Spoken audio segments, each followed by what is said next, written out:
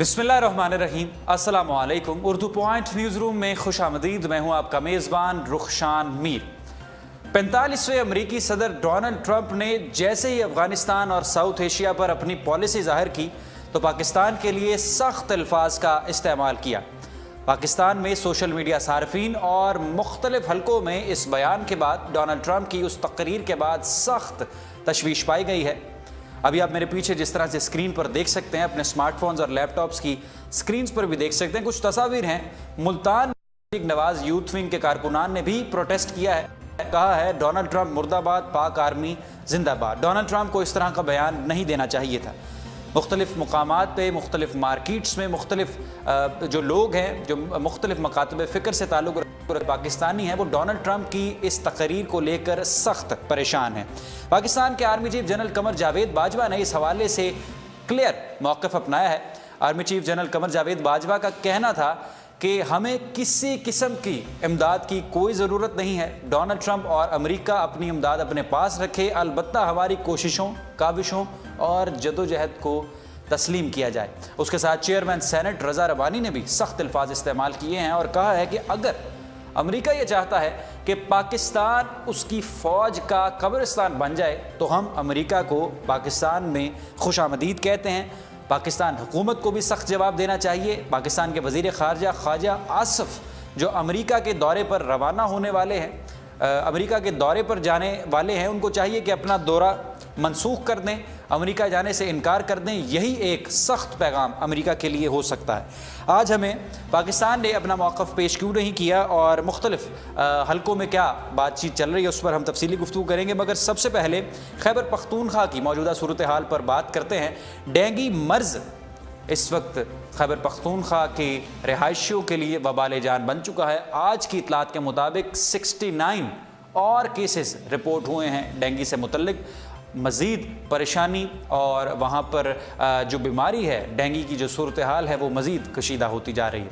जब हमने पाकिस्तान तहरीक इंसाफ के कुछ रहनुमाओं से गुफ्तगू की और जाना कि आप वहाँ पर कोई मेडिकल सेंटर्स और हेल्थ यूनिट्स बनाने में उस तरह से कामयाब नहीं रहे, लोगों को खैबर पख्तूनख्वा के रिहायशियों को बर वक्त तिब्बी सहूलियात फराहम करने में नाकाम रहे, तो उन्होंने कहा कि डेंगू कोई सीरियस मसला नहीं है, डेंगू एक लाइट सा मसला है, हम उसे अपने तरीके से देख रहे हैं। ये पंजाब हुकूमत सिर्फ शोबाजियाँ कर रही है, ये मैदान में आने के लिए, हमें कन्फ्रंट करने के लिए सिर्फ ओछे हथकंडे अपना रही है।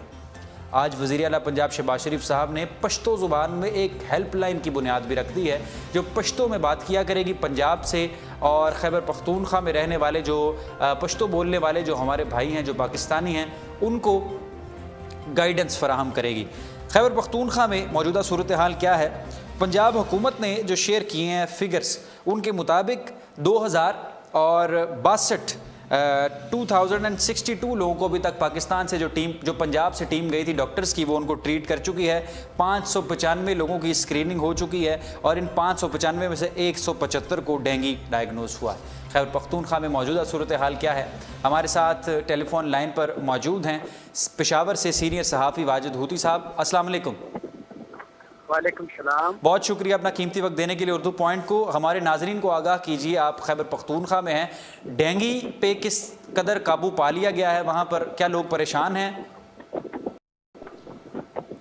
बिल्कुल, जिस तरह आपने जानी की है कि डेंगू ये तकरीबन जुलाई 1 से लेकर अभी तक तकरीबन 1 महीना और 24 दिन हो गए कि ये एक वबा यानी एपिडेमिक डिजीज की शक्ल में तकरीबन पेशावर में आ गई।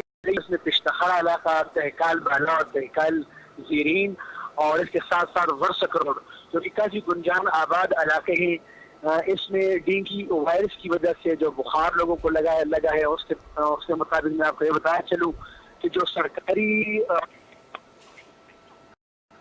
जी आवाज़ आपकी कट गई है।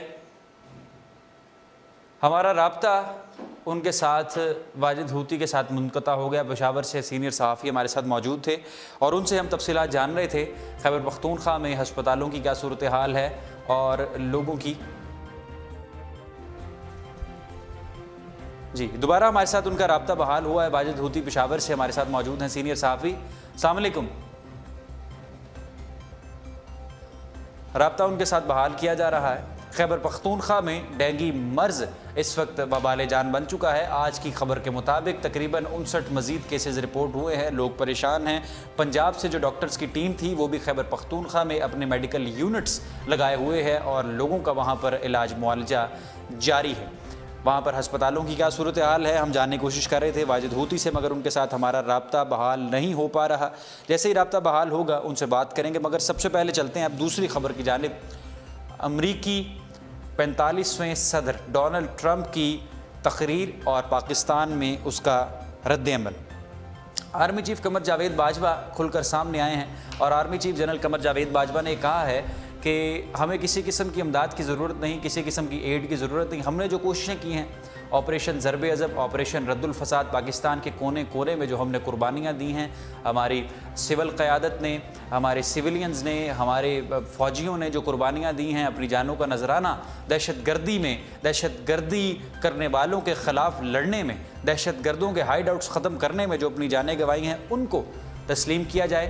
साथ ही साथ चेयरमैन सेनेट ने भी सख्त अल्फाज इस्तेमाल किए हैं और कहा है कि अगर अमेरिका चाहता है कि पाकिस्तान उनकी अफवाज का कब्रिस्तान बन जाए तो फिर अपनी फ़ौजों को इधर भेजे, हम उनको यहाँ पर वेलकम करते हैं। हम कोई कमज़ोर मुल्क नहीं, हमारी पावर को एक न्यूक्लियर पावर है पाकिस्तान, हमारी मजबूती को, हमारी ताकत को, हमारी फ़ौज की जो प्रेजेंस है इस दुनिया में उसको समझने की ज़रूरत है। अलबत्ता हुकूमत की जानिब से कोई अभी तक क्लियर मैसेज नहीं आया। कल पार्लियामेंट में वज़ीर दिफा इंजीनियर खुर्रम दस्तगीर ख़ान ने एक तकरीर की अंग्रेज़ी में और उन्होंने कहा कि अमेरिका को, वही थोड़ा सा उनका कंटेंट था कि अमेरिका को हमारी जो कुर्बानियाँ हैं उनको सराहना चाहिए। पाकिस्तान हमेशा से दहशतगर्दों के ख़िलाफ़ लड़ता रहा है, मगर उसके बाद वज़ीर ख़ारजा और किसी ने भी इस पर कोई क्लियर कट पैगाम नहीं दिया। राब्ता हमारा बहाल हुआ है पेशावर से सीनियर सहाफ़ी वाजिद हूती साहब के साथ। अस्सलाम वालेकुम। वालेकुम सलाम। कोई मेरे ख्याल से सिग्नल्स वगैरह की वजह से लाइन कट गई थी। मुझे बताएं कि हस्पतालों की क्या सूरत हाल है, वहाँ पर लोगों को इलाज वहाँ पर मिल रहा है बर वक्त? बिल्कुल जी, जो फोकल पर्सन है डॉक्टर मुश्ताक साहब जो कि डीवी के फोकल पर्सन है, उसके मुताबिक तकरीबन 292 अफराद अभी तक हॉस्पिटल में वो दाखिल हैं, लेकिन जो गैर सरकारी आदाद शुमार है उसके मुताबिक 1547 अफराद ये पेशावर में मुतासर हो चुके हैं डीवी की वजह से, और सरकारी जो आदाद शुमार है उसके मुताबिक 7 अफराद हलाक हो चुके हैं, जबकि गैर सरकारी जो हमारे पास अपडेट है उसके मुताबिक 9 अफराद पेशावर में तकरीबन हलाक हो चुके हैं। जहाँ तक सहूलियात का ताल्लुक है तो HMC और KTH और साथ साथ जो है लेडी लीडिंग अस्पताल उसमें बाकायदा इलाज मुआलजा जारी है, और इसमें यह है कि पंजाब जो कि बड़ा भाई समझा जाता है पूरे पाकिस्तान का, उन्होंने भी तीन यूनिट्स भिजवाए हैं और वो भी साथ साथ काम कर रहे हैं। 90 टीमें तकरीबन DC ने 90 टीमें तश्कील दी है और वो 90 टीमें पेशावर में काम कर रही हैं रजाकाराना तौर पे, जिसमें जिली जो एहलकार हैं दिल्ली हुकूमत के वो भी काम कर रहे हैं। अभी तक जो अपडेट है उसके मुताबिक 1547 अफराद सिर्फ पेशावर में और पूरे खैबर पख्तूनख्वा में तकरीबन कोई 1650 तक अफराद ये डीवी की वजह से मुतासर हो चुके हैं।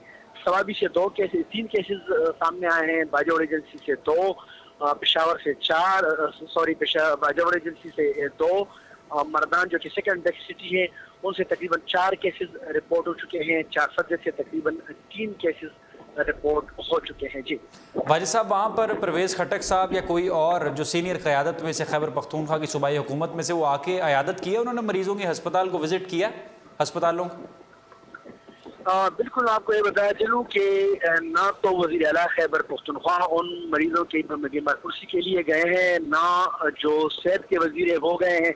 अलबत्ता अमीर मुकाम जो कि नून लीग की जानिब से आए थे वो उन्होंने बीमारपुरसी की है। साथ साथ जो MNAs और MPAs हैं मुकामी सतह पे वो लोग आते रहते हैं, बाकायदा जो टीमें हैं उनके साथ वो हेल्प कर रहे हैं। जो नाज़िमीन हैं और काउंसलर्स हैं वो भी, चाहे वो पाकिस्तान तहरीक इंसाफ के हो चाहे किसी पार्टी की हुई हो, वो इधर जरूर वो अपने खिदमत अंजाम दे रहे हैं। और मगर सीनियर क़यादत में से खैबर पख्तूनख्वा गवर्नमेंट की कोई भी नहीं गया उनकी क़यादत करने, ना अस्पतालों का उन्होंने जायजा लिया कुछ भी?